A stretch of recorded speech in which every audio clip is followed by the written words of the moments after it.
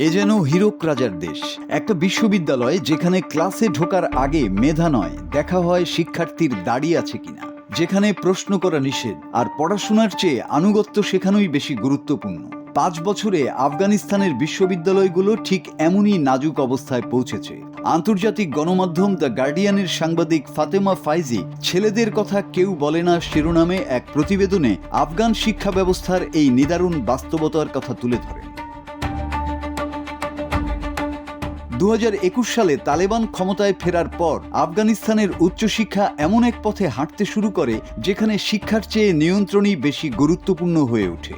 নারীদের জন্য বিশ্ববিদ্যালয়ের দরজা কার্যত বন্ধ, আর যারা পুরুষ শিক্ষার্থী হিসেবে এখনো ক্যাম্পাসে যেতে পারছেন তাদের জীবনও সহজ নয়। পোশাক, দাড়ি, ধর্মীয় আচরণ সবকিছুতেই রয়েছে কঠোর নজরদারি। অনেক ক্ষেত্রে একাডেমিক ক্লাসের পরিবর্তে ঘন্টার পর ঘন্টা ধর্মীয় বক্তৃতাই হয়ে উঠছে দৈনন্দিন বাস্তবতা।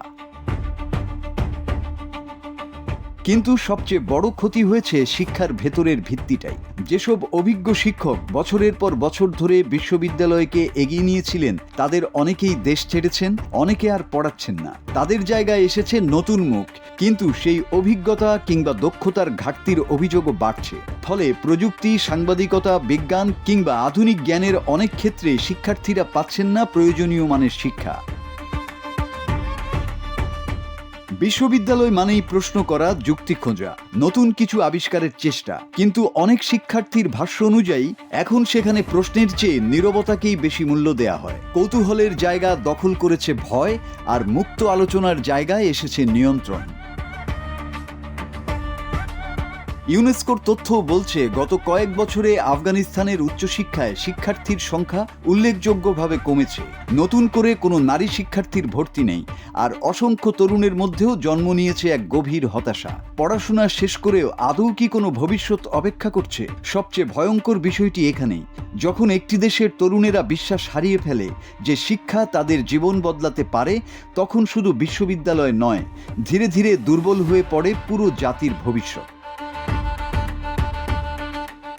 আজ আফগানিস্তানের বিশ্ববিদ্যালয়গুলোর ভবন হয়তো এখনো দাঁড়িয়ে আছে, ক্লাসও চলছে, পরীক্ষা হচ্ছে, ডিগ্রিও দেয়া হচ্ছে।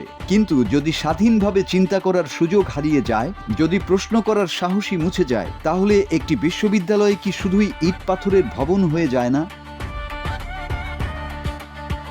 তালেবানদের বন্দুকের শব্দ হয়তো আগের মতো শোনা যায় না, কিন্তু শিক্ষা, জ্ঞান আর মুক্ত চিন্তার বিরুদ্ধে যে নীরব লড়াই চলছে তার প্রভাব ক্রমশ আদিম যুগে ফিরে যাওয়া আফগানিস্তানকে আরও বহু বছর বহন করতে হবে।